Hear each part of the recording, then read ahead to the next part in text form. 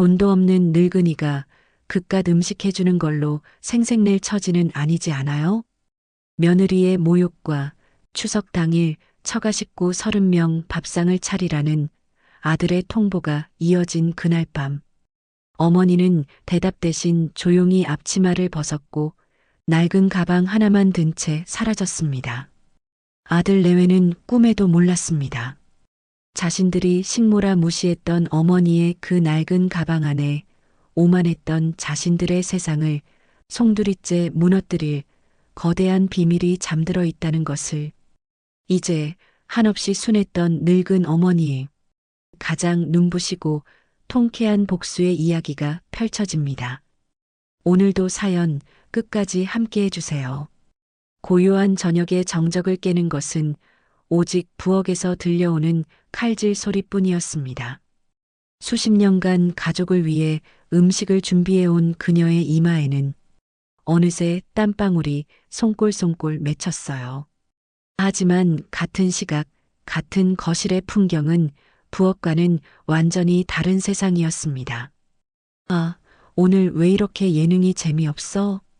아들 태수는 푹신한 소파에 제 몸을 완전히 맡긴 채 영혼 없이 TV 리모컨만 만지작거리고 있었습니다. 이 옷 너무 예쁜데? 여보 나 이거 사도 돼?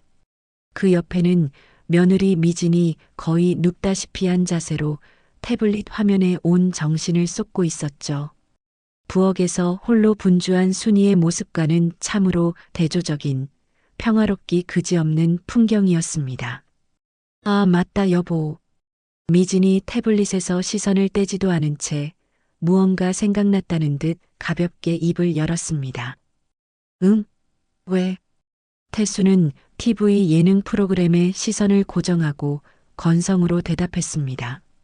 아내의 말보다는 화면 속 연예인들의 시시껄렁한 농담이 훨씬 더 중요해 보였죠. 오늘 우리 엄마랑 통화했는데 이번 추석에 우리 친정 식구들 전부 우리 집으로 오시기로 했어. 그것은 통보에 가까운 선언이었습니다. 그 순간 부엌에서 규칙적으로 들려오던 칼질 소리가 거짓말처럼 뚝 하고 멈췄습니다.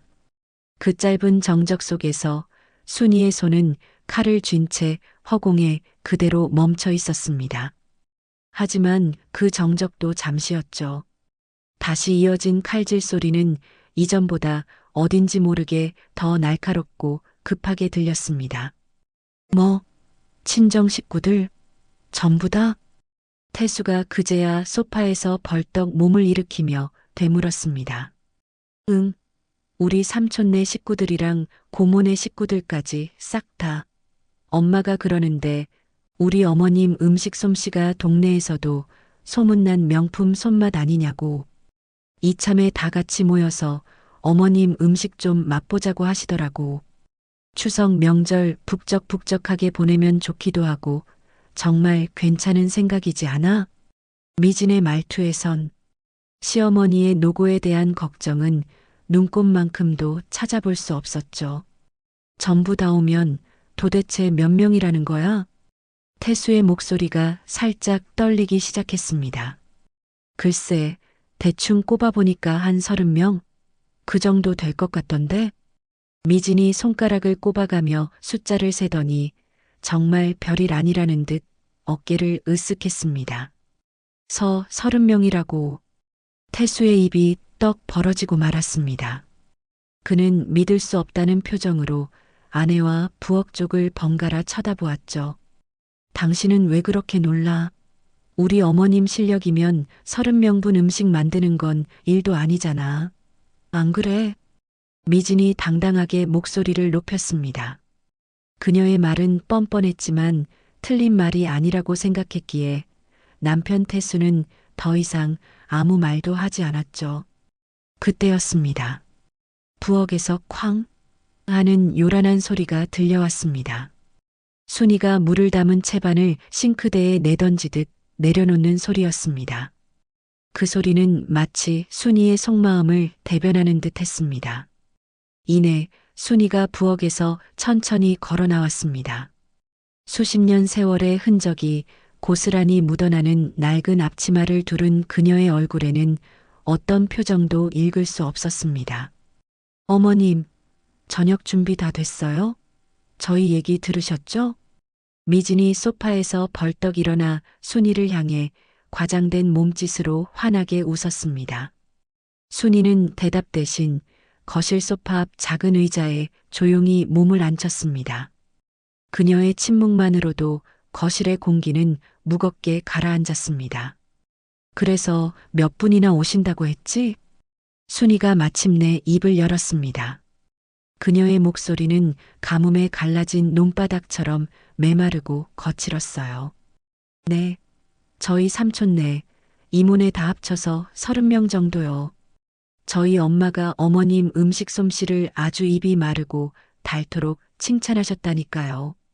미지는 신이 나서 태블릿을 순이의 눈앞에 들이밀었습니다.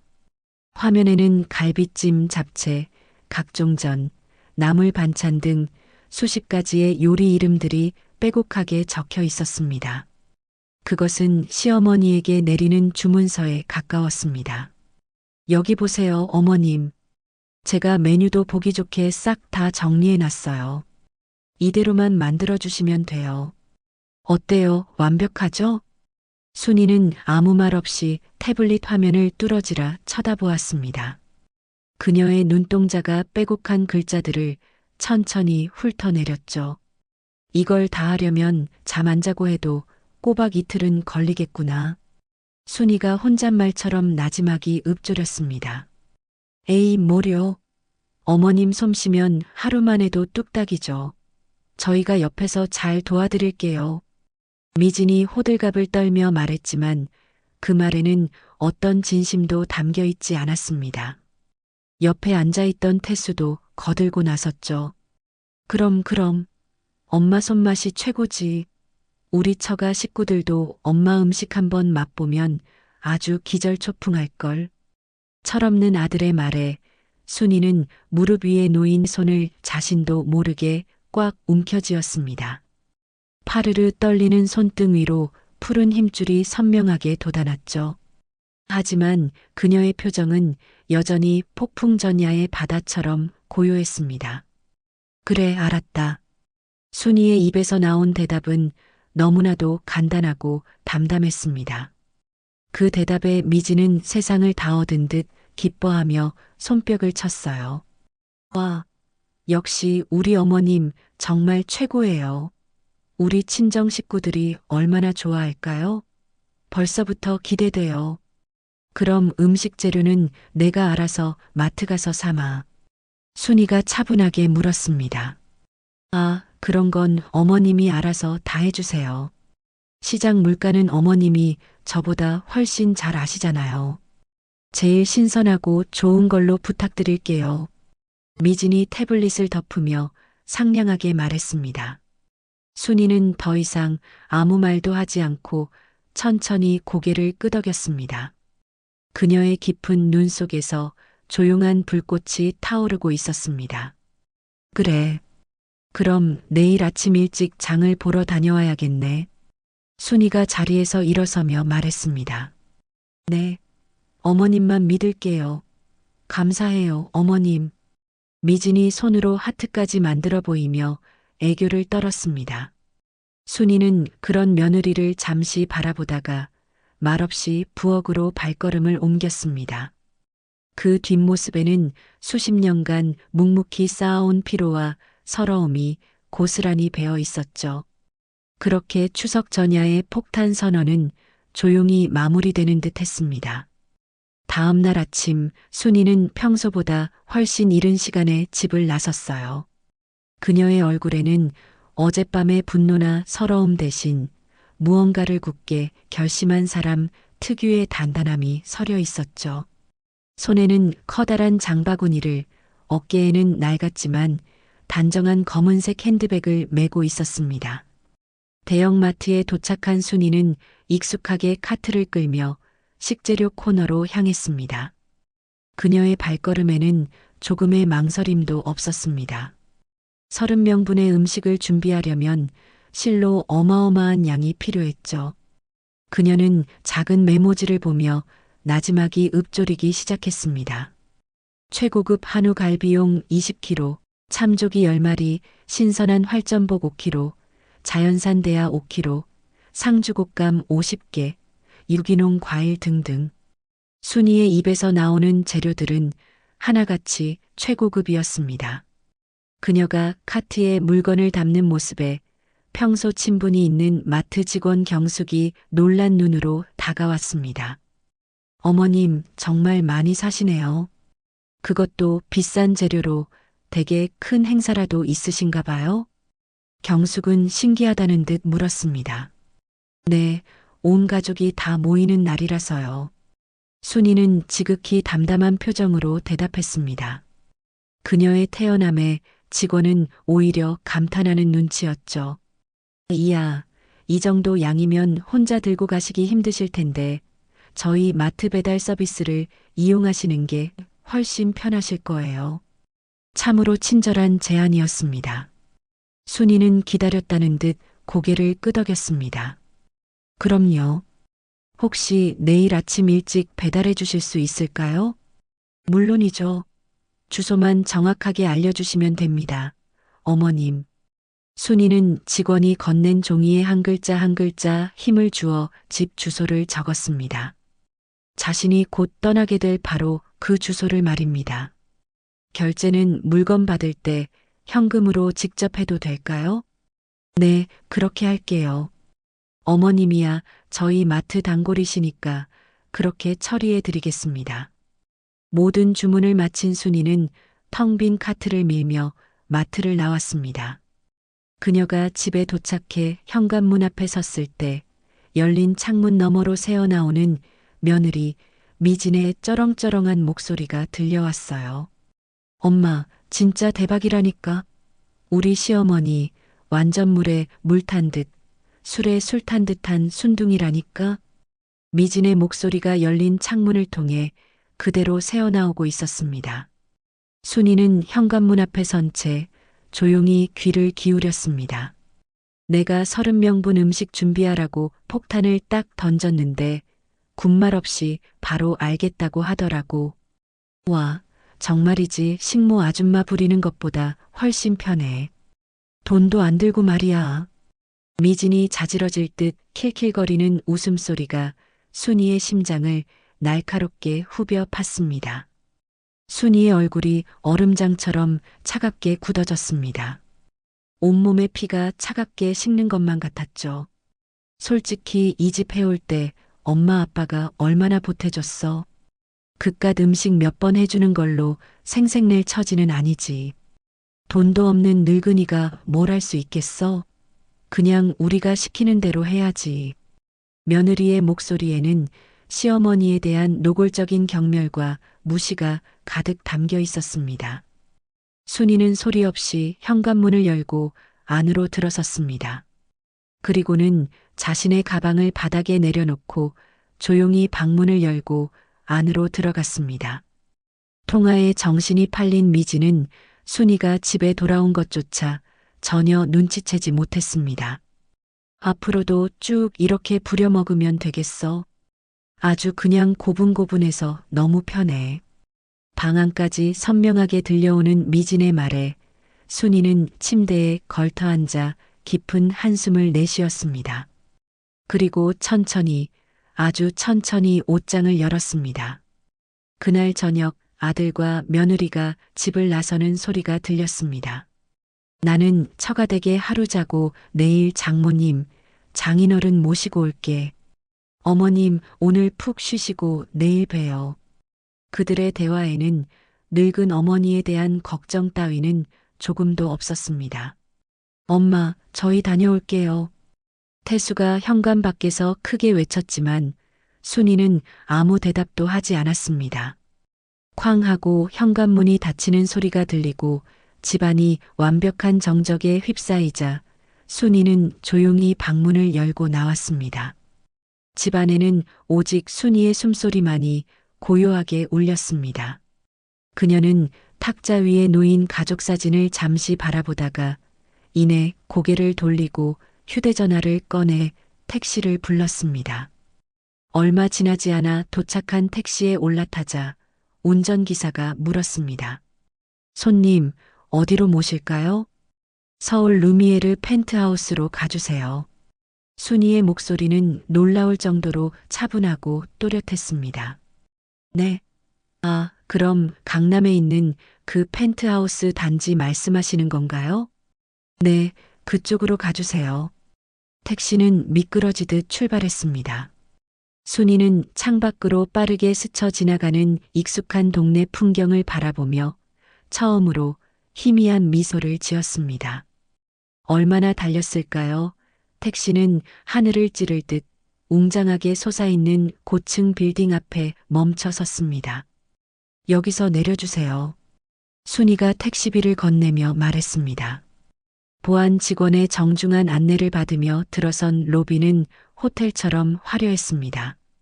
최상층 펜트하우스 전용 엘리베이터의 고요함과 고급스러움은 그녀가 방금 벗어던진 혼란스러운 현실과는 완전히 다른 세상이었죠. 마침내 최상층에 도착한 순이는 익숙하게 핸드백에서 열쇠를 꺼내 묵직한 현관문을 열었어요. 눈앞에 펼쳐진 것은 상상조차 할 수 없었던 별천지였습니다. 200억의 가치를 지닌 펜트하우스, 서울의 정경이 통유리창 너머로 파노라마처럼 펼쳐지는 압도적인 공간이 그녀를 반겼습니다. 순이는 거실 한가운데 우뚝 서서 지난 세월의 서름을 모두 토해내듯 깊은 숨을 내쉬었습니다. 그때 핸드백 안에서 휴대전화가 요란하게 울리기 시작했습니다. 화면에는 내 아들 미진의 이름이 번갈아 뜨고 있었죠. 요란하던 진동이 멈추고 화면이 까맣게 변했습니다.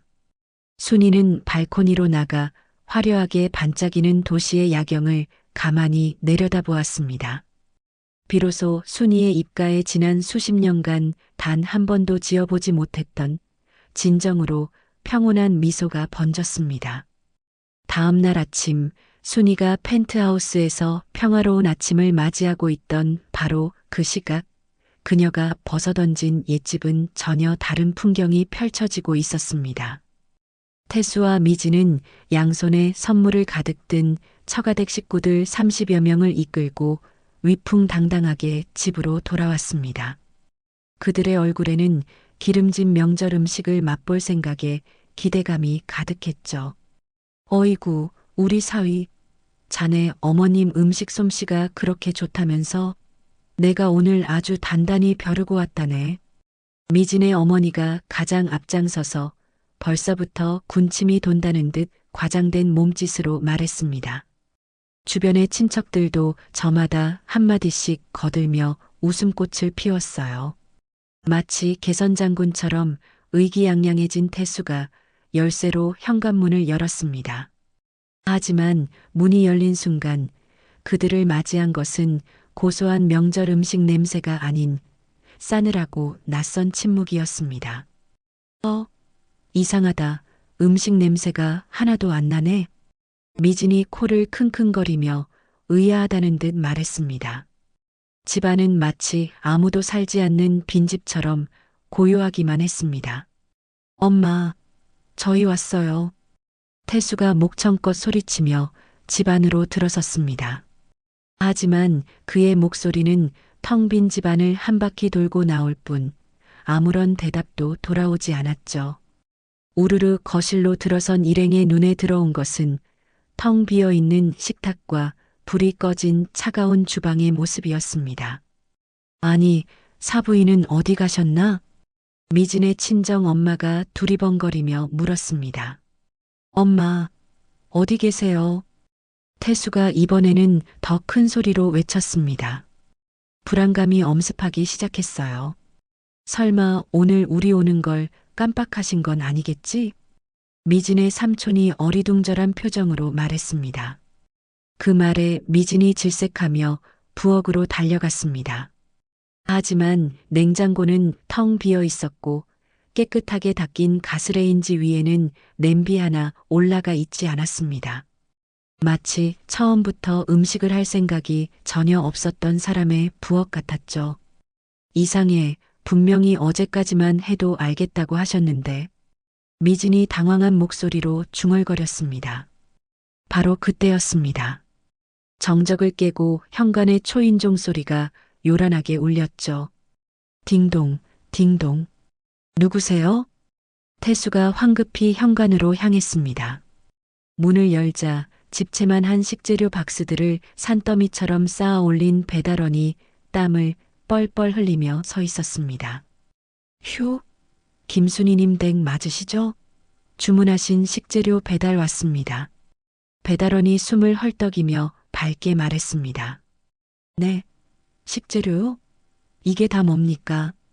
태수가 멍하니 산더미 같은 박스들을 바라보았습니다. 배달원은 박스를 하나씩 현관 안으로 내려놓으며 자랑스럽게 품목을 읊기 시작했어요. 어디 보자. 최고급 한우갈비 20kg, 자연산 활전복 5kg, 서해안 꽃게에 자연산 대하까지. 이야, 정말 좋은 것들로만 주문하셨네요. 잔치 제대로 하시나 봐요. 잠깐만요. 이걸 우리 어머님이 주문하신 거예요? 뒤따라 나온 미진이 날카롭게 물었습니다. 네, 김순희 어르신께서 어제 직접 주문하셨는데요. 결제는 물건 받으면서 현금으로 하신다고 하셨습니다. 총 280만 원입니다. 배달원이 친절하게 영수증을 보여주며 말했습니다. 거기에는 280만 원이라는 눈을 의심하게 만드는 숫자가 선명하게 찍혀 있었어요. 280만 원이라고요. 태수가 경악하며 소리쳤습니다. 그 소리에 거실에 있던 친척들이 전부 현관으로 몰려들기 시작했습니다. 웅성거리는 소리가 점점 커졌죠. 아니, 이게 다 뭐야? 280만 원? 사람을 이렇게 많이 불러놓고 뭐 하는 짓이야, 이게. 배고파 죽겠는데 이제 재료가 왔으면 언제까지 기다려야 되는 거야? 미진의 어머니가 히스테릭하게 소리쳤습니다. 대체 어머님은 어디 가신 거니? 이렇게나 중요한 날에. 태수가 식은땀을 줄줄 흘리며 휴대전화를 꺼내 순이에게 전화를 걸었습니다. 하지만 수화기 너머에서는 차가운 기계음만이 반복될 뿐이었죠. 전화기가 꺼져 있어. 태수의 얼굴이 새하얗게 질렸습니다. 저기 손님, 결제는 바로 해주셔야 하는데요. 저희도 다음 배달 가야 해서요. 배달원이 난처한 표정으로 재촉했습니다. 혹시 무슨 사고라도 나신 거 아니야? 미진의 삼촌이 걱정스럽게 말했습니다. 그 말에 미진의 어머니가 버럭 소리를 질렀습니다. 사고는 무슨 사고? 그랬으면 벌써 병원이든 경찰서든 어디서든 연락이 왔겠지. 이건 작정하고 우리를 엿먹이려고 집을 나간 게 틀림없어. 안 그래? 아닙니다, 장모님. 저희 어머니가 그럴 분이 아니세요. 태수가 기어들어가는 목소리로 변명했지만 친척들의 불평과 원성은 이미 하늘을 찌르고 있었습니다. 배달원은 계속해서 시계를 쳐다보며 결제를 요구했습니다. 결국 이를 악문 태수가 떨리는 손으로 휴대전화를 꺼내 들었습니다. 계좌이체로 해드릴게요. 수많은 친척들이 지켜보는 앞에서 280만 원을 송금하는 태수의 얼굴은 창피함과 분노로 시뻘겋게 달아올랐습니다. 배달원이 떠나고 산더미 같은 식재료만 남은 현관은 그야말로 아수라장이었습니다. 도대체 어머님은 어디 가신 거야? 미진이 악을 쓰며 순이의 방문을 벌컥 열었습니다. 그리고는 옷장을 열어젖혔죠. 가지런히 걸려 있어야 할 옷들 중 평소 순이가 아끼던 외출복 몇 벌이 사라지고 없었습니다. 옷이 없어. 어머님 짐 싸서 나가셨어. 미진의 절규에 가까운 외침이 거실에 울려 퍼졌습니다. 그제야 모든 상황 파악이 끝난 태수가 분노로 부들부들 떨며 주먹을 꽉 쥐었습니다. 작정하고 집을 나가신 거야. 같은 시각 순이는 펜트하우스의 넓은 발코니 의자에 앉아 향긋한 커피를 음미하고 있었습니다. 그녀의 발 아래로 펼쳐진 고요한 도시의 풍경이 지친 마음을 평온하게 어루만져 주었습니다. 아들 집에서 돈 없는 늙은이로 부려먹기 좋은 식모로 무시당하며 살았던 지난 날들이 영화 필름처럼 스쳐 지나갔습니다. 하지만 이제 그 모든 것은 과거가 되었습니다. 펜트하우스의 고요한 침묵이 그녀의 상처받은 영혼을 부드럽게 위로하고 있었어요. 이것이야말로 그녀가 난생 처음으로 맞이하는 진정으로 자유롭고 평온한 명절이었습니다. 그야말로 아수라장이었던 추석이 지나고 며칠이 흘렀습니다. 순이에게서는 여전히 아무런 연락도 없었죠. 아들과 며느리가 남겨진 집은 그야말로 엉망진창이었습니다. 친척들이 남기고 간 쓰레기와 음식물들, 그리고 현관의 산더미처럼 쌓인 남은 최고급 식재료들은 고스란히 태수와 미진의 몫이 되었어요. 그들은 난생 처음으로 명절 뒤처리를 하느라 며칠 내내 진땀을 빼야 했습니다. 아, 진짜. 어머님이 우리한테 어떻게 이러실 수가 있어? 사람을 아주 진상으로 만들어 놓고 280만 원은 또 뭐냐고. 뭔 재료를 그렇게 비싼 걸 사셨대? 미진이 고무장갑을 낀 손으로 싱크대에 쌓인 그릇들을 거칠게 닦으며 투덜거렸습니다. 그녀의 목소리에는 시어머니에 대한 걱정보다는 원망이 가득 담겨 있었죠. 그러게 말이야. 평생을 그렇게 순하게만 사시던 분이 갑자기 왜 저러시는지 모르겠어. 태수가 소파에 털썩 주저앉으며 깊은 한숨을 내쉬었습니다.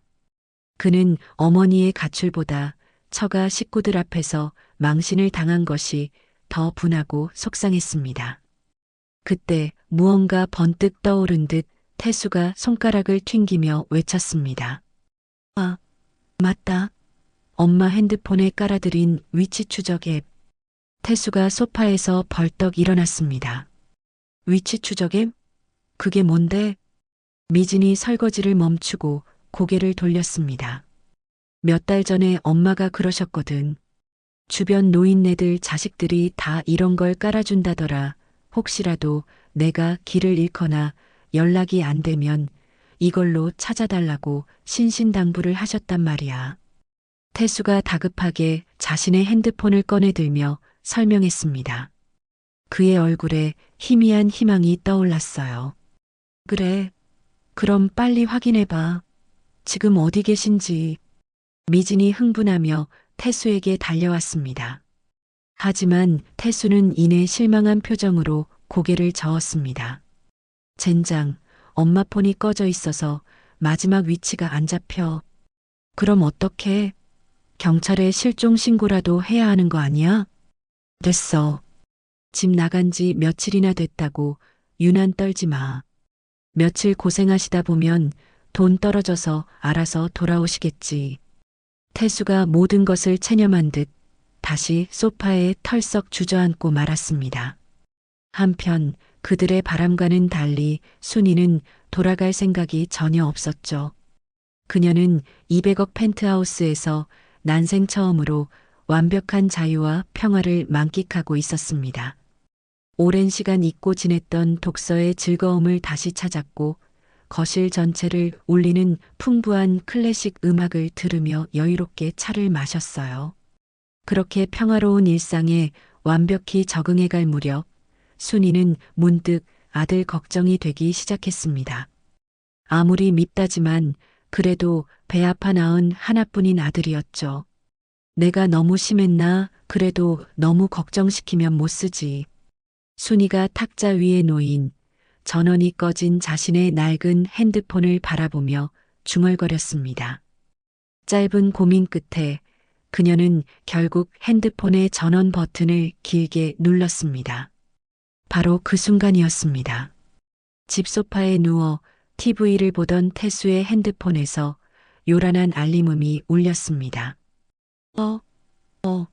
엄마 위치가 잡혔어. 태수가 깜짝 놀라 소리를 지르며 벌떡 일어났습니다.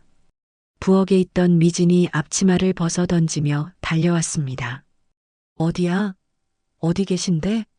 어느 동네 찜질방이라도 계신 거 아니야? 아니, 이게 강남 펜트하우스? 태수가 자신의 눈을 의심하며 믿을 수 없다는 표정으로 화면을 들여다보았습니다. 뭐, 펜트하우스라고? 말도 안 돼. 주소 정확하게 확인해봐. 미진이 태수의 어깨 너머로 고개를 들이밀었습니다.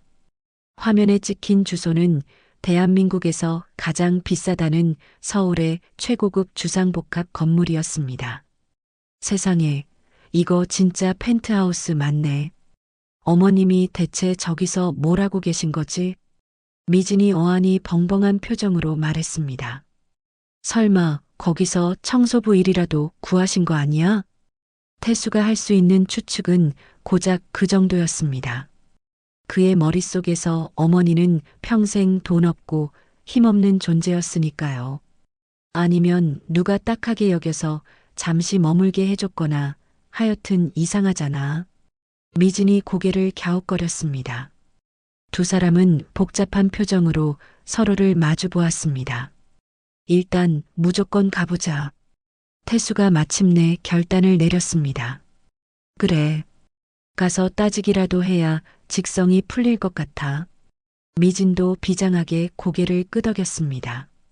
1시간 후 태수와 미진은 지도에 표시된 웅장한 펜트하우스 건물 앞에 서 있었습니다. 하늘을 찌를 듯 솟아오른 건물의 규모와 눈부신 화려함에 두 사람은 그만 압도당하고 말았죠. 와, 진짜 장난 아니네. 미진이 촌스럽게 목을 뒤로 한껏 젖히며 건물을 올려다보았습니다. 엄마가 정말 여기에 계신다고? 태수가 여전히 반신반의하며 중얼거렸습니다. 두 사람은 주눅이 든 채로 호텔처럼 화려한 로비로 들어섰습니다. 한눈에 보기에도 비싸 보이는 제복을 입은 경비원이 다가와 정중하게 물었습니다. 무슨 일로 오셨습니까? 저희가 여기서 일하시는 김순희님을 좀 뵈러 왔는데 하시나요? 태수가 조심스럽게 말했습니다. 경비원은 잠시 두 사람을 훑어보더니 이내 부드러운 목소리로 되물었습니다. 아, 얼마 전 이사 오신 펜트하우스 입주민 김순희님 말씀하시는 겁니까? 경비원의 정중한 태도와 펜트하우스 입주민이라는 단어는 어머니가 이곳에서 허드렛 일을 할 것이라 짐작했던 두 사람을 더욱 혼란스럽게 만들었습니다. 네, 입주민이요? 아니요. 뭐 청소부나 가정부 직원 명단으로 봐주세요. 잠시만 기다려 주십시오. 저희 쪽엔 가장 꼭대기층에 입주하신 김순희님 기록밖에 없습니다.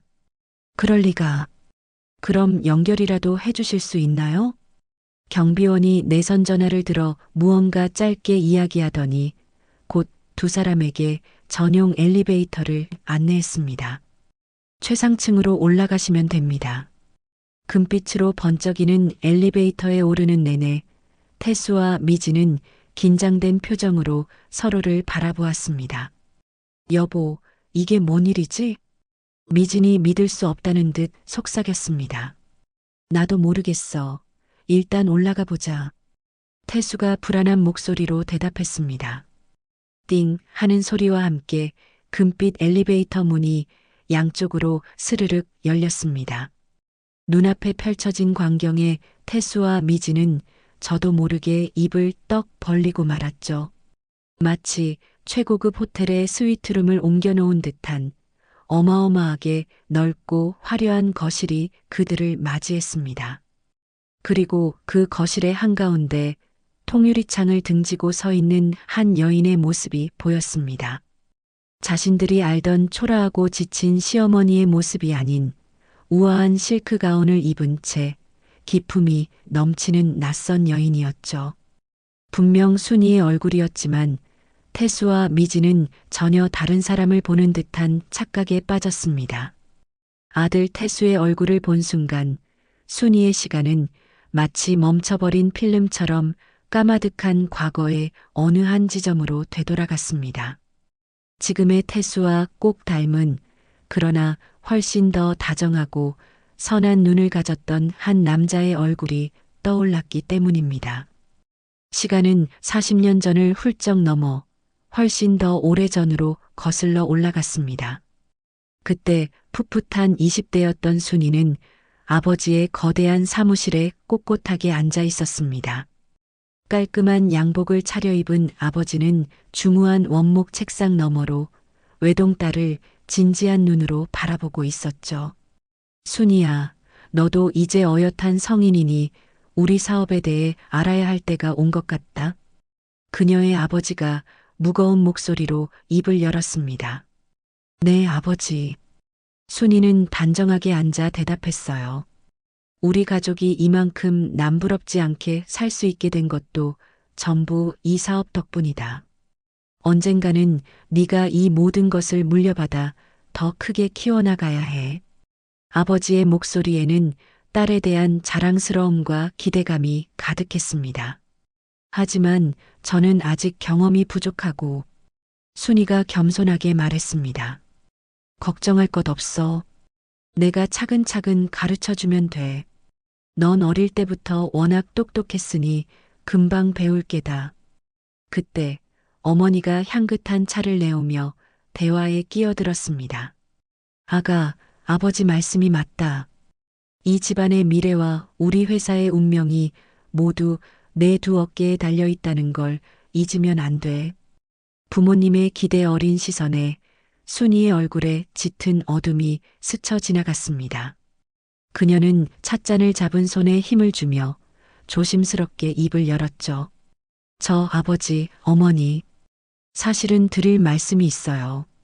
그래, 뭐든지 말해보거라. 아버지가 흐뭇한 미소로 대답했습니다. 제가 사랑하는 사람이 생겼습니다. 순이의 목소리는 가늘게 떨리고 있었습니다. 그 한마디에 사무실의 따뜻했던 공기는 순간적으로 차갑게 얼어붙었습니다.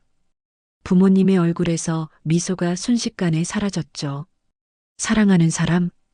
어머니가 날카로운 목소리로 되물었습니다. 네, 강연호라는 분이에요. 순이가 고개를 푹 숙이며 말했습니다. 어느 집안 사람이니? 아버지의 목소리는 얼음장처럼 차가웠습니다. 공장에서 기계를 만지는 일을 하세요. 정말 성실하고 착한 분이에요. 순이가 용기를 내어 말했습니다. 공장이라는 단어가 나오는 순간 어머니가 믿을 수 없다는 듯 비명을 질렀습니다. 뭐, 공장? 공장 기술자라고? 순이야, 너 지금 제정신이니? 네가 누군데 그런 집안 놈을 만난단 말이야. 당장 헤어져라. 우리 딸이 고작 공장 노동자 놈팽이를 만난다는 건 절대 용납할 수 없다. 아버지가 책상을 쾅 내리치며 자리에서 일어났습니다. 하지만 저는 연호 씨를 진심으로 사랑해요. 순이의 눈에 눈물이 그렁그렁 맺혔습니다. 사랑? 사랑이 밥 먹여주니? 너 지금 세상 물정 모르는 소리 하는 거야. 그런 가난뱅이랑 결혼하면 내 인생은 그걸로 끝이야. 우리가 널 어떻게 키웠는데 고작 그런 놈이랑 결혼하라고 금지옥엽 키운 줄 알아? 부모님의 분노에 찬 절규가 순이의 가슴을 후벼 팠습니다. 저는 돈보다 사랑이 더 소중해요. 순이가 고집스럽게 외쳤습니다. 다시는 그놈을 만나지 마라. 이건 명령이야. 아버지의 마지막 말이 비수처럼 날아와 꽂혔습니다. 며칠 후 순이는 연호와 함께 낡은 벤치가 놓인 작은 공원에 앉아 있었습니다. 공장에서 막 퇴근한 연호의 작업복에서는 희미한 기름 냄새가 났지만 순이는 그 냄새마저도 좋았습니다. 연호가 거친 손으로 순이의 부드러운 손을 꼭 잡았습니다. 순이야, 부모님께서 그렇게까지 반대하시는데 우리가 정말 결혼해도 될까? 나 때문에 네가 너무 힘들어질까 봐 무서워. 연호의 다정한 눈에 걱정이 가득했습니다. 연호 씨, 저는 당신만 있으면 돼요. 당신과 함께라면 어떤 어려움이 닥쳐도 다 이겨낼 수 있어요. 하지만 나는 가진 게 아무것도 없는데 우리에게는 사랑이 있잖아요. 돈이 없어도 우리가 서로 아끼고 사랑하면 세상에서 가장 행복할 수 있을 거예요. 순이가 세상에서 가장 환한 미소를 지으며 말했습니다. 그리고 그 두 사람의 결혼식 날 신부 측 좌석은 끝까지 텅 비어 있었습니다. 작고 소박한 교회에서 연호의 친구 몇 명만이 그들의 결혼을 축하해 주었죠. 연호가 순이의 손에 낡은 은반지를 끼워주며 물었습니다. 순이야, 정말 후회하지 않을 자신 있어? 네. 나는 당신의 아내가 된 걸 단 한순간도 후회하지 않을 거예요. 순이는 눈물을 흘리며 세상에서 가장 행복한 미소로 대답했습니다. 결혼 후 순이는 부모님께 수없이 연락했지만 부모님은 끝내 딸을 용서하지 않았습니다. 가난했지만 서로를 보듬어주며 행복했던 신혼 시절이 지나고 순이는 아들 태수를 낳았습니다. 그렇게 힘겹게 버티던 어느 날 연호는 공장에서 무리하다 사고로 그만 세상을 떠나고 말았습니다. 세상에 홀로 남겨진 순이는 아들 태수 하나만을 바라보며 억척같이 살았습니다. 식당 허드렛 일부터 시작해 안 해본 일이 없었죠. 엄마, 우리 집은 왜 이렇게 가난해? 애들이 다 아빠 없다고 놀리고 집도 구질구질하다고 놀린단 말이야. 창피해 죽겠어. 사춘기 시절 아들 태수는 그런 순이의 마음에 비수를 꽂았습니다. 순이는 아들의 가시돋친 말이 찢어질 듯 아팠지만 그 모든 것이 자신의 선택 때문이라 여기며 묵묵히 참아냈습니다. 그렇게 애지중지 아들을 키웠건만 아들의 가난에 대한 멸시는 미진과 결혼을 준비하면서 크게 달했습니다. 어머님, 저희 이 집에서 꼭 시작하고 싶어요. 그런데 저희 힘만으로는 턱없이 부족하네요. 미진이 옆에서 안타깝다는 듯 말했습니다. 엄마, 집 얻는데 조금이라도 보태줄 수 없어? 태수가 차마 순이의 눈을 쳐다보지도 못하고 기어들어가는 목소리로 물었습니다. 순이는 아들에게 단 한 푼도 내어줄 수 없는 자신의 처지가 피눈물 나게 서러웠습니다. 미안하다, 아들아, 정말 미안하다. 순이가 할 수 있는 말은 그것뿐이었습니다. 결국 태수의 신혼집은 온전히 처가의 도움으로 마련되었습니다. 그리고 며칠 후 태수와 미진은 순이를 찾아와 부탁 아닌 부탁을 하기 시작했죠. 어머님, 저희 둘 다 맞벌이라 아침 일찍 나가서 밤늦게 들어오거든요. 아무래도 집안 살림이 영 엉망이 될 것 같아요. 미진이 운을 띄웠습니다. 엄마, 그래서 말인데 우리 집에 들어와서 살면서 살림 좀 맡아주면 안 될까? 엄마도 혼자 있는 것보다 우리랑 같이 사는 게 좋잖아. 태수가 마지못해 말을 이었습니다. 그것은 거절할 수 없는 제안이었습니다. 아들의 결혼에 아무것도 해주지 못했다는 죄책감이 순이의 발목을 단단히 붙잡고 있었기 때문입니다. 그렇게 순이는 아들의 집에서 이름 없는 식모가 되었습니다. 그녀는 매일 새벽같이 일어나 아침을 차리고 청소와 빨래를 하고 저녁이 되면 녹초가 되어 돌아온 아들 내외의 저녁상을 차려냈습니다. 그녀의 희생은 너무나도 당연하게 여겨졌고 아무도 그녀의 노고를 알아주지 않았습니다. 그리고 차디찬 바람이 불던 몇 년 전 어느 겨울날, 그날도 순이는 아들 내외의 집 부엌 한편에 쪼그려 앉아 있었습니다. 저녁 설거지를 막 마친 그녀의 허리는 욱신거렸고 차가운 물에 담갔던 손끝은 붉게 부어 있었어요. 마침 며느리 미진이 친구를 만나러 나간 덕에 집안은 숨막힐 듯이 조용했습니다. 바로 그때 현관에서 초인종 소리가 울렸습니다. 누구세요? 순이가 무심코 인터폰을 향해 물었습니다. 순이야, 나다. 내 오라비. 인터폰 너머로 들려온 수십 년 만에 듣는 갈라진 목소리에 순이의 심장이 쿵 하고 내려앉았습니다. 온몸이 사시나무처럼 떨리기 시작했죠. 태수의 아버지와 결혼하고 연 끊고 살아온 친오빠의 목소리였습니다. 순이는 떨리는 손으로 현관문을 열었습니다. 문 밖에는 병색이 완연한 낯설고 많이 늙어버린 남자가 서 있었습니다.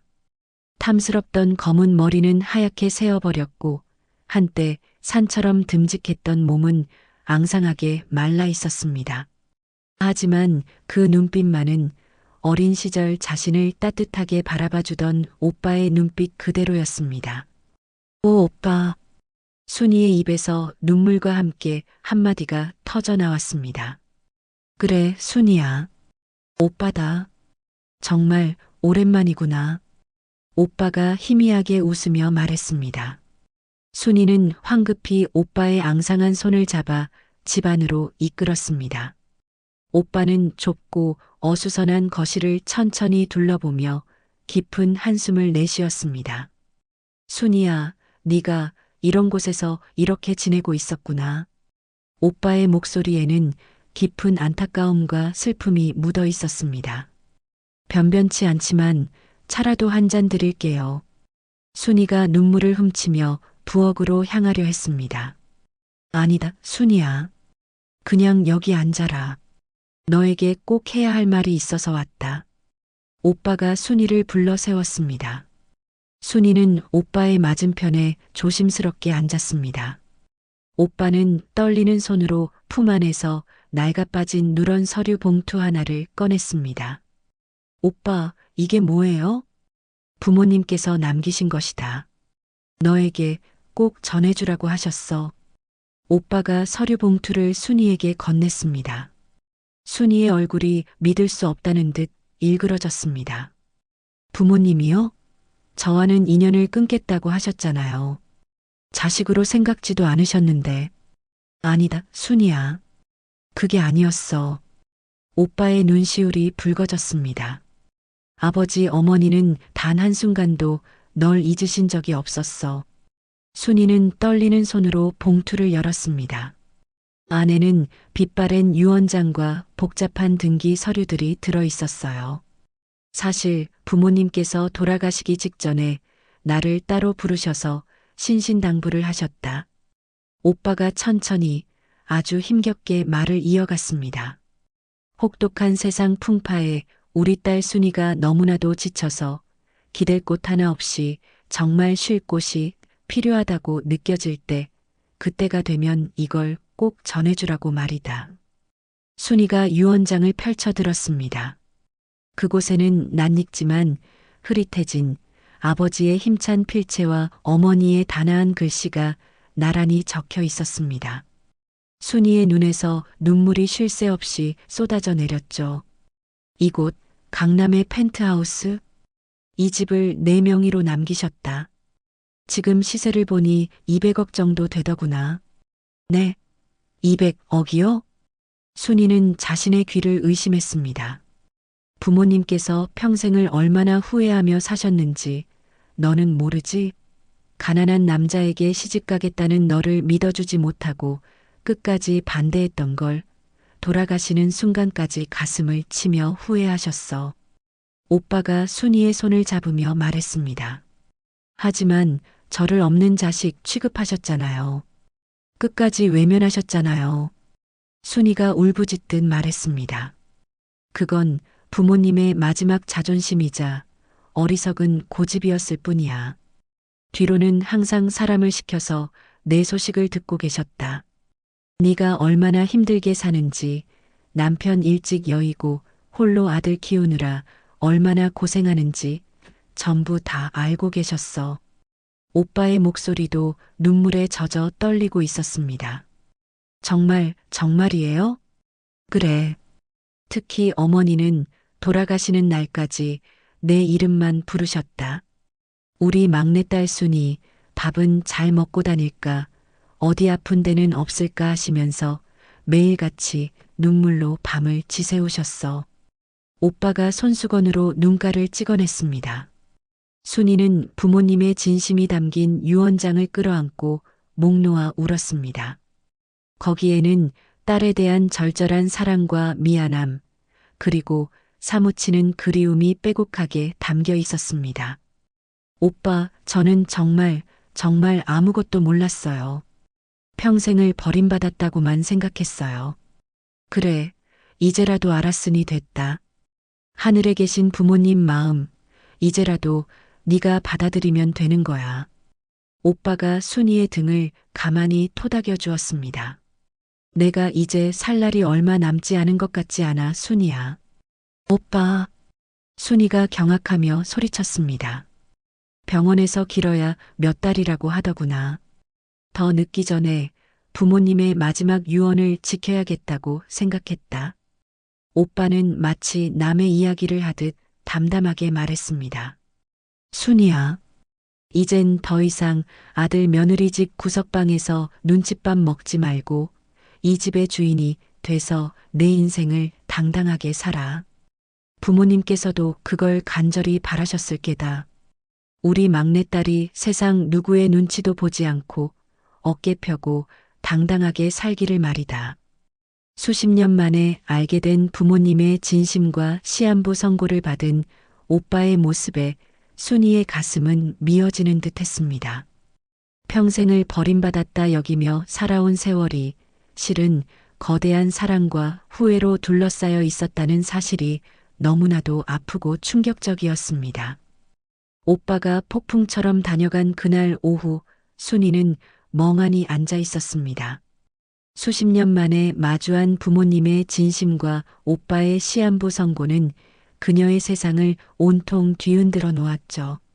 그녀는 손에 쥔 낡은 서류 봉투와 펜트하우스의 열쇠를 번갈아 내려다보았습니다.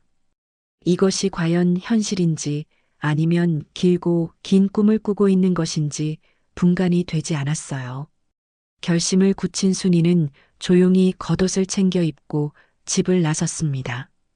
택시를 타고 가는 내내 순이의 마음은 복잡하게 요동쳤습니다. 차창 밖으로 보이는 서울의 풍경이 그 어느 때보다 낯설게 느껴졌죠. 마침내 택시가 하늘을 찌를 듯 솟아오른 웅장한 건물 앞에 멈춰 섰습니다. 관리사무소에서 신분 확인을 마친 순이는 떨리는 손으로 열쇠를 건네받아 전용 엘리베이터에 몸을 실었습니다. 최상층에 도착해 묵직한 현관문을 열자 눈이 부실 정도로 화려하고 거대한 공간이 그녀의 눈앞에 펼쳐졌습니다. 세상에, 순이의 입에서 저절로 탄성이 터져 나왔습니다. 바닥부터 천장까지 이어진 거대한 통유리창 너머로 서울 시내가 장난감처럼 내려다 보였고 최고급 자재로 마감된 벽과 눈부신 샹들리에 보기만 해도 수억 원은 좋게 넘어 보이는 고급 가구들이 그녀를 맞이했습니다. 이 모든 게 정말로 내 것이라고? 순이가 믿을 수 없다는 듯 혼잣말을 하며 거실 한가운데로 걸어 들어갔습니다. 그녀는 구름처럼 푹신한 소파에 조심스럽게 주저앉아 품 안에서 부모님의 유언장을 다시 꺼내 읽었습니다. 사랑하는 내 딸 순이야. 부디 이곳에서만큼은 세상의 모든 시름을 내려놓고 네가 진정으로 편안하게 쉴 수 있기를 바란다. 결국 순이는 그 구절에서 참았던 눈물을 터뜨리고 말았습니다. 엄마, 아빠, 저는 정말 아무것도 몰랐어요. 이렇게 저를 사랑하고 계셨는지 정말 몰랐어요. 순이는 유언장을 가슴에 꼭 끌어안은 채 어린아이처럼 한참을 흐느꼈습니다. 수십 년간 묵혀두었던 서러움과 부모님에 대한 그리움이 한꺼번에 터져나왔죠. 몇 시간을 그렇게 울며 앉아있던 순이는 문득 텅 빈 집에서 저녁을 기다리고 있을 아들 태수와 며느리 미진의 얼굴을 떠올렸습니다. 그래, 이제 와서 내가 이런 호사를 누리면 뭘 하나. 우리 태수는 아직 나를 필요로 하는데. 순이가 눈물을 닦으며 자리에서 일어났습니다.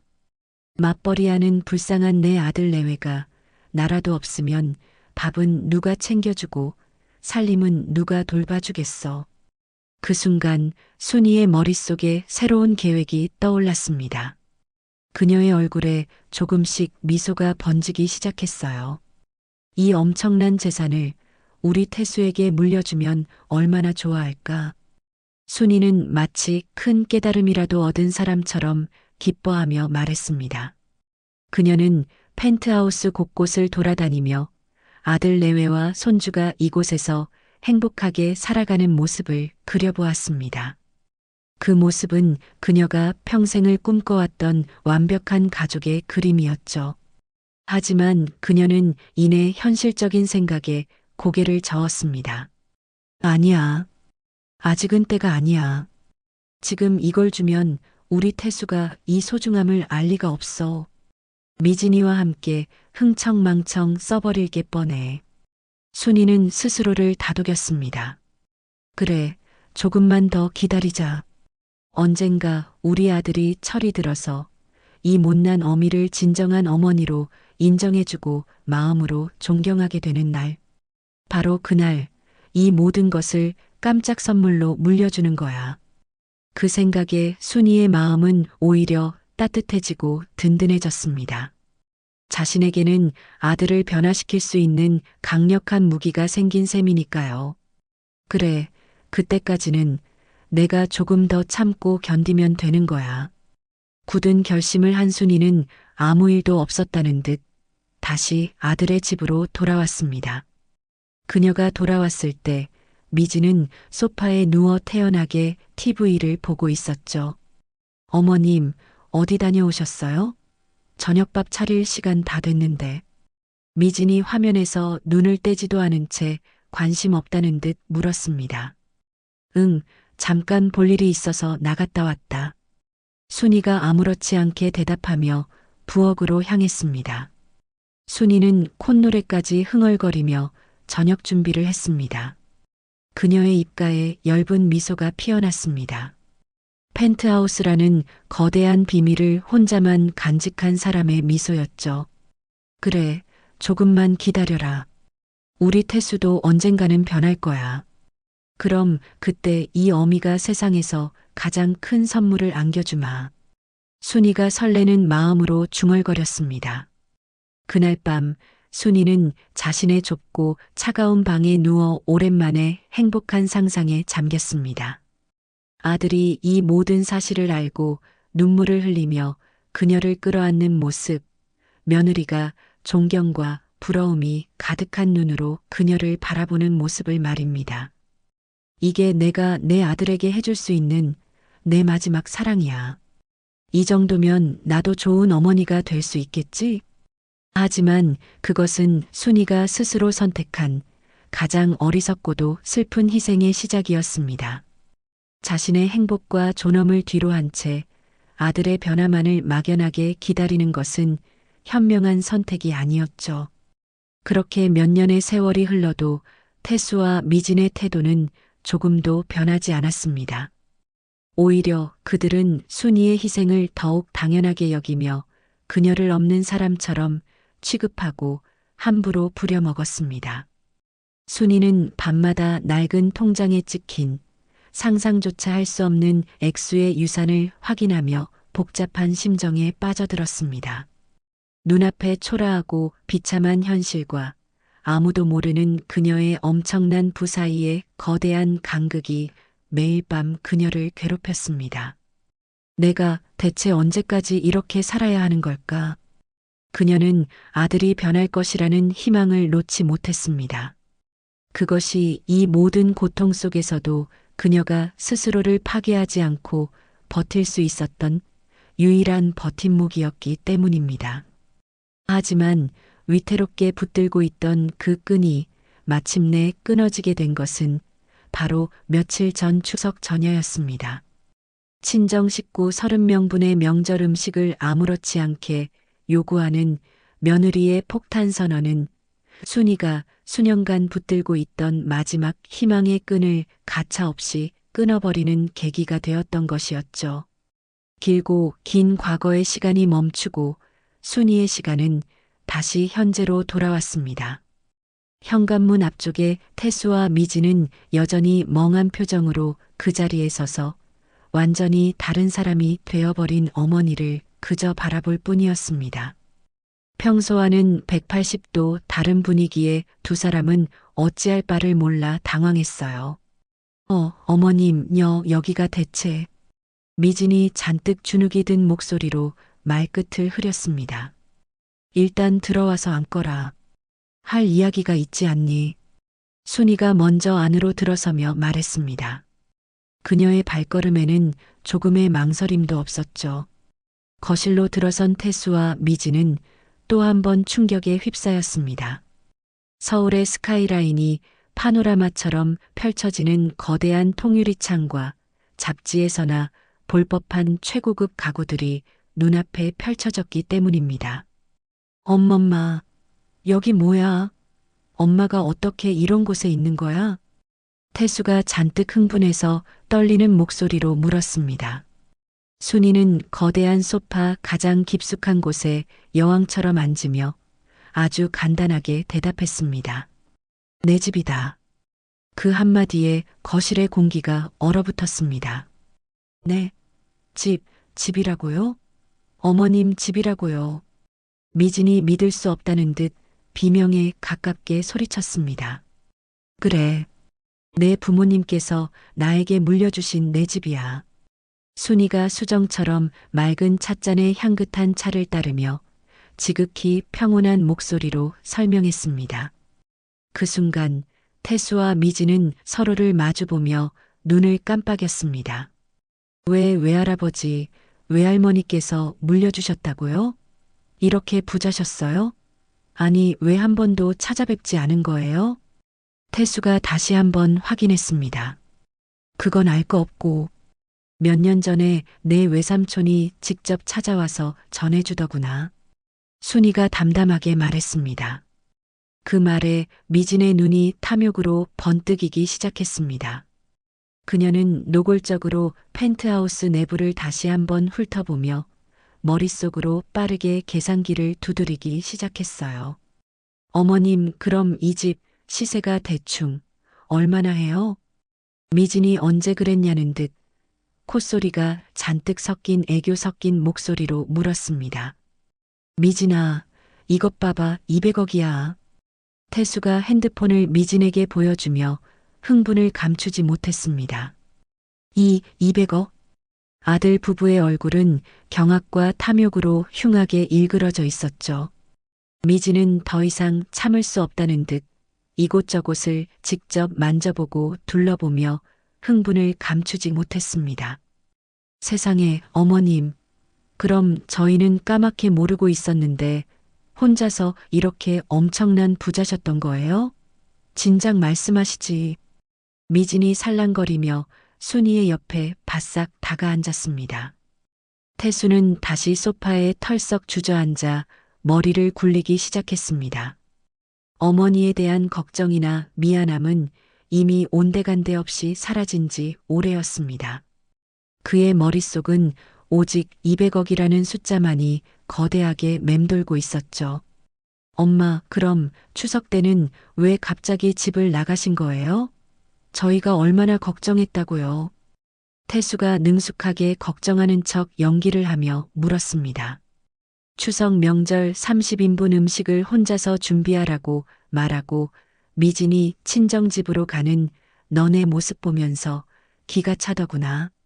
순이가 그들의 눈을 똑바로 쳐다보며 직설적으로 말했습니다. 네, 그럼 진작 말씀하시지. 그럼 안 가고 저희가 도와드렸죠. 미진이 어색하게 웃으며 호들갑을 떨었습니다. 아니, 너희는 나를 너희 집에서 부려먹는 식모쯤으로 생각하고 있더구나. 순이의 얼음장 같은 말에 태수와 미진의 얼굴이 하얗게 굳어졌습니다. 어머님, 그게 아니에요. 저희가 맞벌이라 바쁘고 정신이 없어서 좀 무뚝뚝하게 굴었던 것뿐이에요. 오해세요. 태수가 진땀을 흘리며 변명했습니다. 맞아요, 어머님. 앞으로는 저희가 정말 잘할게요. 매일매일 어머님 업고 다닐게요. 네. 미진이 순이의 팔을 붙잡고 매달렸습니다. 순이는 그들의 가증스러운 연극을 조용히 지켜볼 뿐이었습니다. 아들과 며느리의 눈동자 속에는 지난 잘못에 대한 반성의 기미는 조금도 보이지 않았습니다. 오직 이 상황을 어떻게든 모면해서 200억 원을 손에 넣으려는 계산적인 탐욕의 뒷만이 번들거리고 있었죠. 어머님, 이제 그만 저희 집으로 돌아가셔야죠. 네. 미진이 기대에 찬 목소리로 말했습니다. 내가 왜 그래야 하지? 순이가 차갑게 되물었습니다. 네. 아니, 그야 가족은 다 함께 살아야죠. 저희가 앞으로 잘 모실게요. 제발요, 엄마. 태수가 다급하게 외쳤습니다. 순이는 찻잔을 들어 향긋한 차를 한 모금 마시며 쓴웃음을 지었습니다. 결국 이들은 아무것도 변하지 않았고 자신의 잘못이 무엇인지조차 깨닫지 못하고 있었습니다. 한번 생각해보마. 오늘은 이만 돌아가거라. 순이가 일부러 애매하게 대답했습니다. 그 대답에 태수와 미지는 안도의 한숨을 내쉬며 서로를 향해 의미심장한 눈빛을 주고받았습니다. 그들의 머릿속에는 이미 200억 상속이라는 황금빛 단어만이 어지럽게 맴돌고 있었습니다. 순이의 펜트하우스에서 돌아오는 내내 태수와 미지는 차 안에서 말 한마디 없었습니다. 두 사람의 머릿속은 오직 200억이라는 거대한 숫자만이 머릿속에 가득 차 있었기 때문이죠. 하지만 그들의 그에 비해 낡은 아파트 현관문을 열고 들어서는 순간 억눌려 있던 흥분과 탐욕이 화산처럼 폭발하기 시작했습니다. 세상에, 우리 엄마가, 그 꼬장꼬장한 우리 엄마가 200억짜리 펜트하우스 주인이었다니. 태수가 넥타이를 풀어 던지며 소파에 털썩 주저앉아 소리쳤습니다. 그의 얼굴은 마치 꿈을 꾸는 사람처럼 멍해 있었어요. 200억? 여보, 200억이래. 내가 지금 꿈꾸고 있는 거 아니지? 우리 이제 재벌 되는 거야. 미지는 하이힐을 신은 채 방 안을 미친 사람처럼 뛰어다니며 환호성을 질렀습니다. 그녀는 거울 앞에 서서 마치 자신이 이미 펜트하우스의 안주인이라도 된 것처럼 거만하게 자신의 모습을 비춰보았죠. 그래. 그럼 법적으로 우리가 유일한 상속자니까 그 200억은 전부 다 우리 거네. 태수가 신이 나서 외쳤습니다. 당연하지. 정말. 이 지긋지긋하고 초라한 아파트는 이제 안녕이야. 우리도 이제 강남 부자들처럼 떵떵거리면서 살 거라고. 미진이 두 팔을 활짝 벌리며 오페라 배우처럼 외쳤습니다. 그들의 눈에는 더 이상 어머니 순이의 모습은 보이지 않았습니다. 오직 어머니의 돈, 200억 원의 황홀한 가치만이 보일 뿐이었습니다. 다음 날부터 두 사람의 생활은 180도 달라졌습니다. 그들은 마치 이미 200억을 상속받은 사람들처럼 행동하기 시작했죠. 미지는 곧장 백화점 명품관으로 달려갔습니다. 저기요, 이 신상 가방 얼마예요? 미진이 이전에는 감히 들어와 볼 생각도 못했던 매장에서 거만한 태도로 직원에게 물었습니다. 네, 고객님, 500만 원입니다. 그럼 이걸로 주세요. 포장 예쁘게 해주시고요. 미지는 망설임 없이 카드를 내밀었습니다. 물론 할부였지만 그녀의 태도는 현금으로 몇억 원을 쓰는 사람보다도 당당했죠. 태수 역시 마찬가지였습니다. 그는 최고급 맞춤 양복점으로 향했습니다. 사장님, 여기서 제일 비싸고 제일 좋은 원단으로 양복 한 벌 쫙 빼주세요. 태수가 거드름을 피우며 말했습니다. 손님, 이 원단으로 맞추시면 200만 원 정도 나오는데 괜찮으시겠습니까? 그럼요, 괜찮다마다요. 곧 저희 집안에 아주 큰 재산이 들어올 예정이거든요. 이 정도는 껌값이죠, 허허. 태수가 배를 내밀며 으스댔습니다. 그렇게 며칠 동안 두 사람은 마치 로또에 당첨된 사람처럼 돈을 흥청망청 써댔습니다.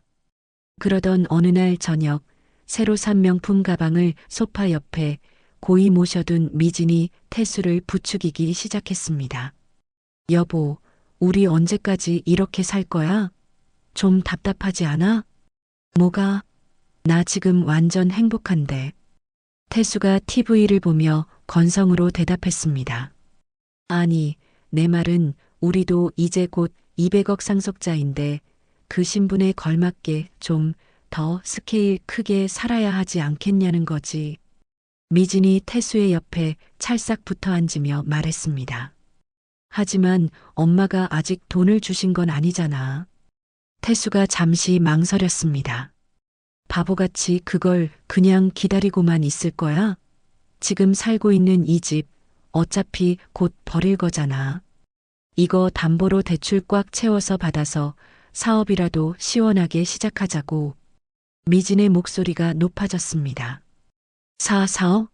무슨 사업을? 태수가 놀라며 물었습니다. 요즘 주식이나 코인 투자로 돈 번 사람들 많잖아. 우리도 그렇게 돈 좀 굴려보자고. 미진이 흥분하며 말했습니다. 위험하잖아. 잘못해서 투자금 다 날리고 망하면 어떡해? 태수가 걱정스러운 얼굴로 말했습니다. 그러자 미진이 코웃음을 치며 소리쳤습니다. 망하면 어때? 그땐 펜트하우스로 달려가서 어머님 붙잡고 울면 되지. 설마 하나뿐인 귀한 아들이 빚더미에 올라앉아 길거리에 나앉게 생긴 걸 우리 어머님이 보고만 계시겠어? 절대 아니지. 미진의 그 말에 태수의 눈이 번뜩였습니다.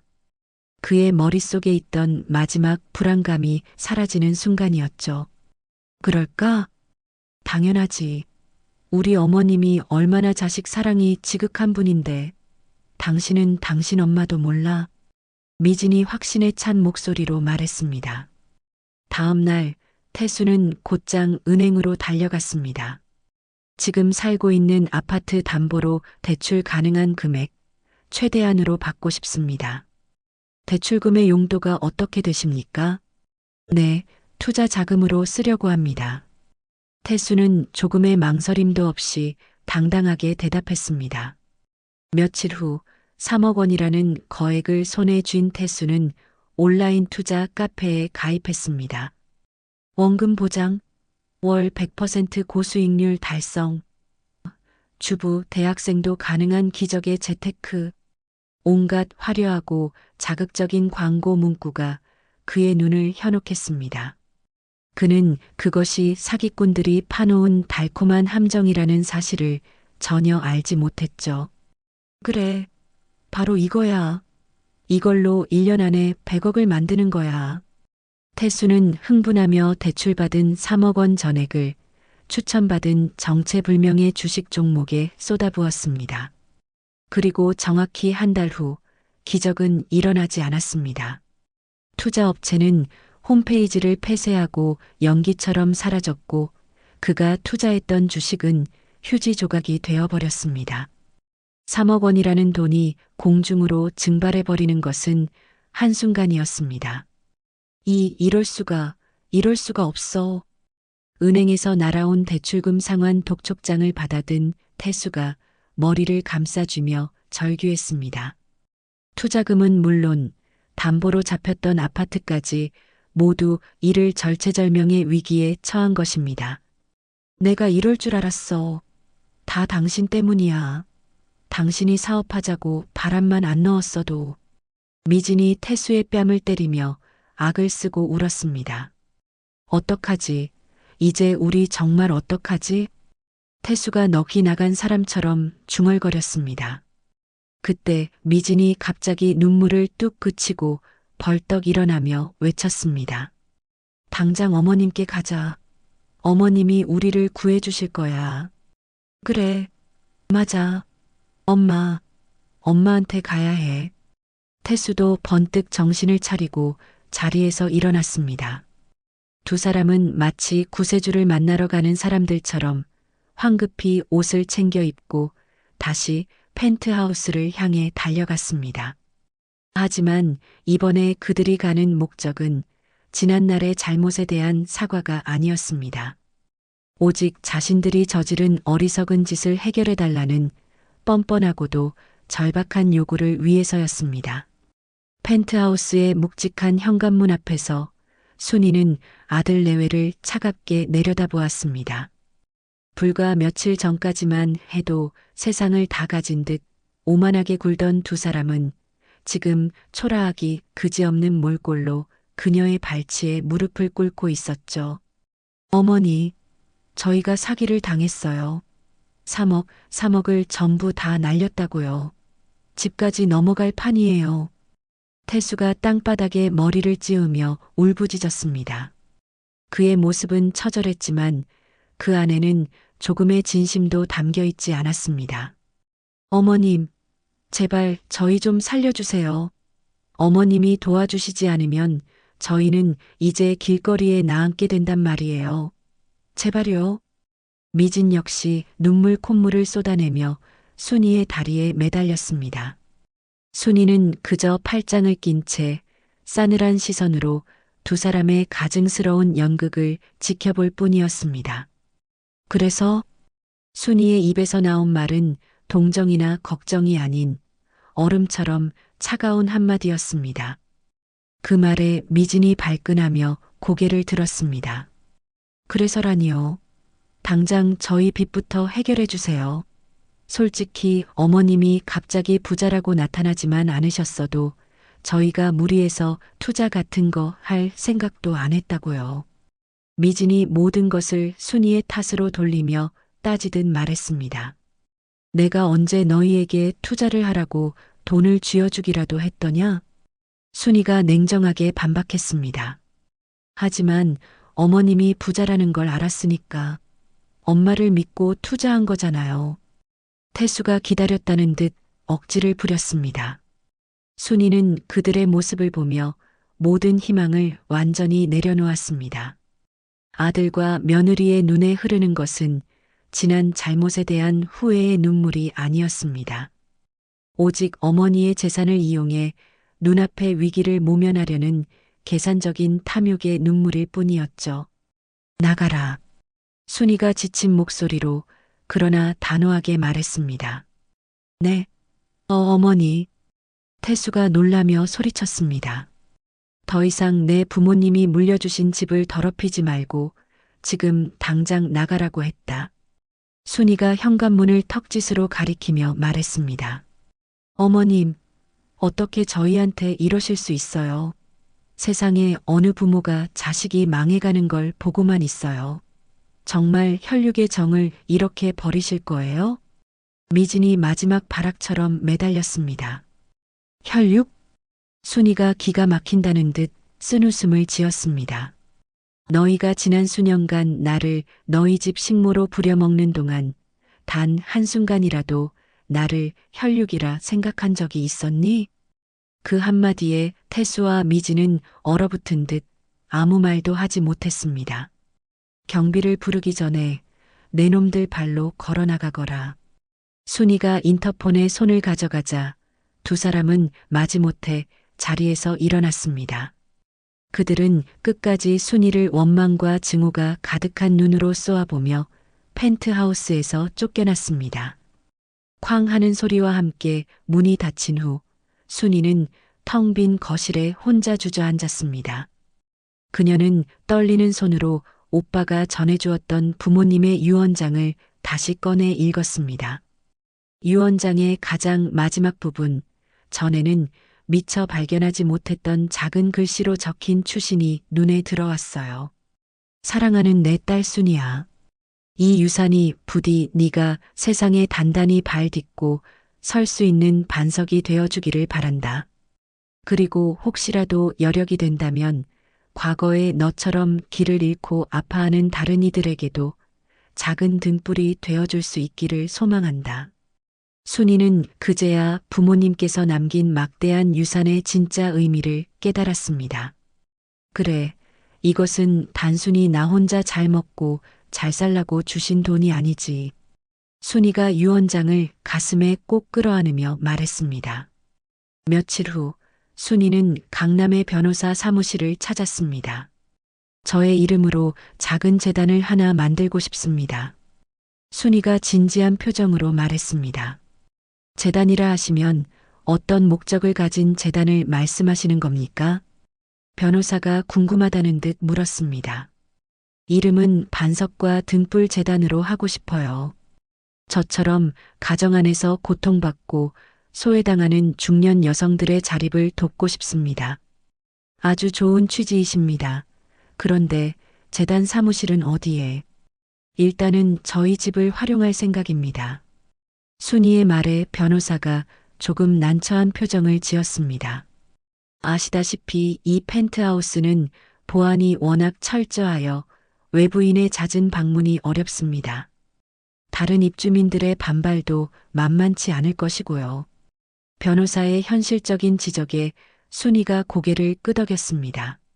변호사는 잠시 생각에 잠기더니 이내 전문적인 조언을 건넸습니다. 사적인 공간과 재단의 공적인 공간은 완벽하게 분리하는 것이 장기적으로 훨씬 안정적입니다. 의뢰인분의 사생활을 보호하고 또 재단은 독립적인 공간에서 더 전문적으로 운영될 수 있죠. 괜찮으시다면 재단 설립에 적합한 아담하고 접근성 좋은 독립 건물을 알아보는 것은 어떻겠습니까? 재단의 이름으로 건물을 매입하면 재단의 자산도 늘어나고 더 많은 분들에게 안정적인 도움을 드릴 수 있을 겁니다. 순이는 변호사의 합리적인 제안에 눈이 밝아졌습니다. 변호사님 말씀이 맞네요. 제가 너무 짧게 생각했습니다. 그럼 그렇게 추진해 주십시오. 알겠습니다. 그럼 이 펜트하우스의 향후 계획은 어떻게 생각하고 계십니까? 변호사의 질문에 순이는 잠시 창밖을 바라보다가 이내 결심한 듯 단호한 목소리로 말했습니다. 이 집은 제 노후를 위한 마지막 보루이자 제 자신을 위한 안식처로 남겨둘 생각입니다. 다만 순이가 변호사를 똑바로 쳐다보며 말을 이었습니다. 제가 죽은 후에 제 아들 강태수가 이 집을 상속받는 일은 절대로 없었으면 합니다. 그럴 수 있는 법적인 장치가 있겠습니까? 변호사의 눈이 빛났습니다. 물론입니다. 가장 확실한 방법이 있습니다. 이 펜트하우스를 반석과 등불 재단에 증여하시되 회장님께서 살아계시는 동안에는 이 집에 영구히 거주할 권리를 갖는다는 조건을 다는 부담부 증여 계약을 체결하는 것입니다. 그렇게 되면 이 집의 소유권은 재단으로 넘어가므로 더 이상 회장님의 상속 재산 목록에 포함되지 않습니다. 따라서 아드님께서 나중에 유류분 반환 청구 소송을 하더라도 이 집 자체를 가져갈 수는 없게 됩니다. 순이의 얼굴에 처음으로 희미한 미소가 떠올랐습니다. 아주 마음에 드는군요. 당장 그렇게 진행해 주십시오. 한 달 후 서울의 한적하고 기품 있는 동네에 반석과 등불 재단이라는 간판이 걸린 3층짜리 아담한 건물이 문을 열었습니다. 재단 1층에는 따뜻한 카페와 휴게실이, 2층과 3층에는 전문 상담실과 강의실이 마련되었죠. 그리고 전문 상담 인력도 고용했습니다. 그곳에 재단의 첫 번째 지원자가 찾아왔습니다. 안녕하세요. 여기가 여성지원센터 맞죠? 한 중년 여성이 조심스럽게 문을 열고 들어섰습니다. 네, 맞습니다. 어서 오세요. 순이가 세상에서 가장 따뜻한 미소로 그녀를 맞이했습니다. 저 아들과 며느리 때문에 하루하루 사는 게 너무 힘들어서. 여성이 말을 잇지 못하고 눈물을 글썽였습니다. 순이는 조용히 다가가 그녀의 손을 잡아주었습니다. 괜찮습니다.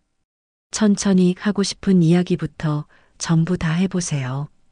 이곳은 당신의 이야기를 들어주기 위해 만들어진 곳이니까요. 그 시각 순이의 펜트하우스는 그 어느 때보다 고요하고 평화로웠습니다. 재단이라는 든든한 울타리 안에서 그녀의 안식처는 법적으로 완벽하게 보호받고 있었습니다. 이제 그곳은 상처받은 영혼들의 등불이 되어주는 재단의 심장이자 순이 자신을 위한 견고한 반석이 되었습니다. 그리고 순이의 펜트하우스에서 마지막 희망마저 잘려나간 채 쫓겨난 태수와 미진의 삶은 그날부로 곤두박질 치기 시작했습니다. 은행의 독촉은 쉴 새 없이 이어졌고 결국 두 사람이 살던 아파트는 경매로 넘어가 헐값에 팔려나갔습니다.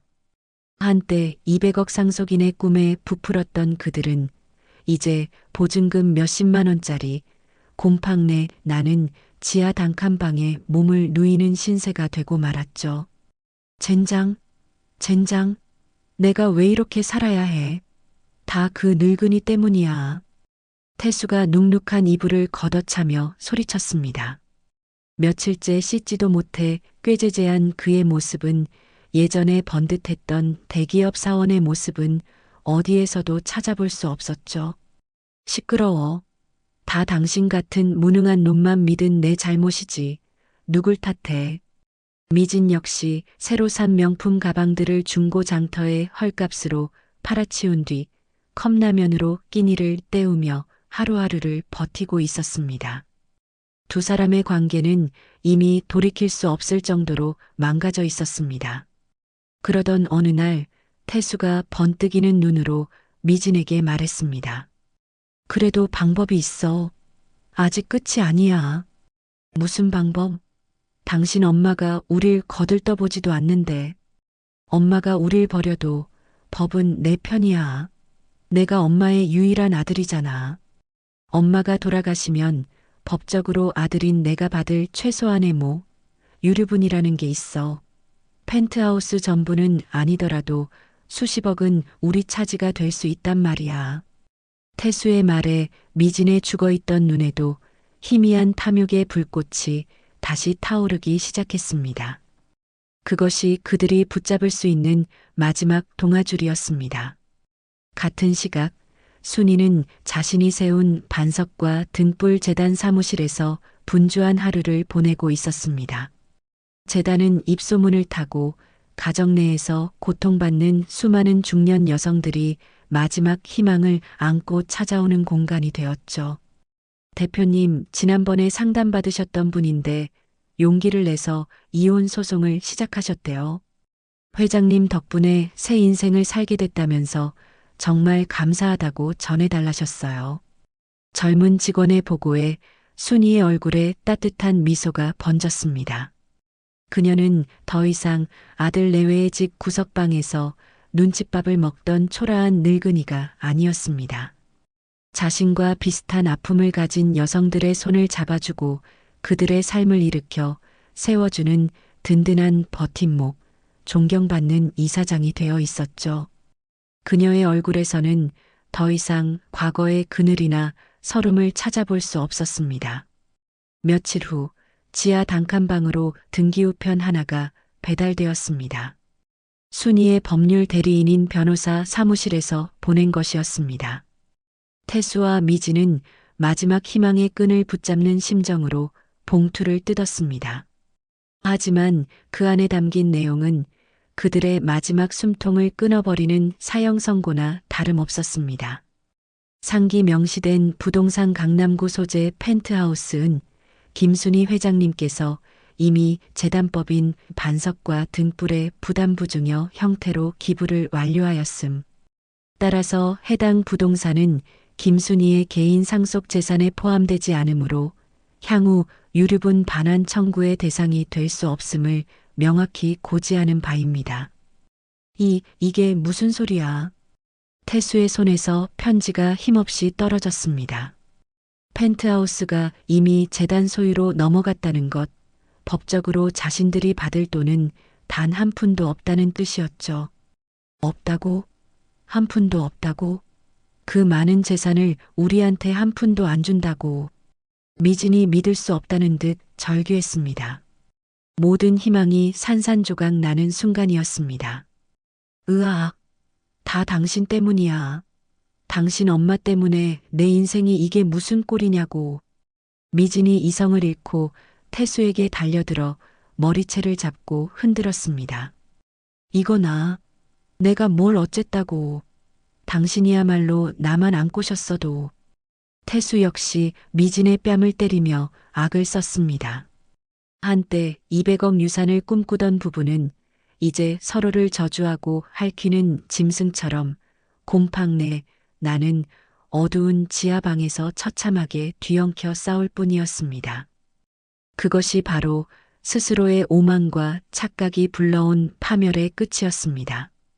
그 시각 순이는 자신의 고요한 펜트하우스에서 향긋한 차를 마시며 창밖을 바라보고 있었습니다. 그녀의 손에는 재단에서 도움을 받은 한 여성이 서툰 솜씨로 써내려간 감사 편지가 들려 있었죠. 순이는 더 이상 밤마다 자신의 통장 잔고를 확인하지 않았습니다. 돈의 액수보다 타인의 삶에 작은 등불 하나를 켜주는 일의 소중함을 깨달았기 때문입니다. 부모님께서 물려주신 것은 200억 원이라는 돈이 아니라 스스로의 삶을 단단한 반석 위에 세우고 타인의 삶을 비춰줄 수 있는 등불이 될 기회였음을 그녀는 이제야 온전히 알 수 있었습니다. 그녀는 더 이상 누군가의 어머니나 희생양이 아닌 온전한 자기 자신으로서 비로소 찬란하게 빛나는 제2의 인생을 살고 있었습니다. 오늘 이야기 어떠셨나요? 혹시 끝까지 함께 해주신 분이 계시다면 잘 들었다고 댓글 하나만 남겨주세요. 여러분에게도 따뜻하고 빛나는 날들이 찾아올 거예요. 구독과 좋아요는 다음 이야기를 이어가는 큰 힘이 됩니다. 지금까지 오늘도 사연이었습니다. 더 깊고 따뜻한 이야기로 다시 찾아뵐게요. 편안한 하루 보내세요. 감사합니다. 오늘부터 너는 내 아들 아니야. 어머니 명희는 아들의 100일 사진을 차가운 땅 속에 묻으며 이야기했습니다. 불과 몇 시간 전 풍요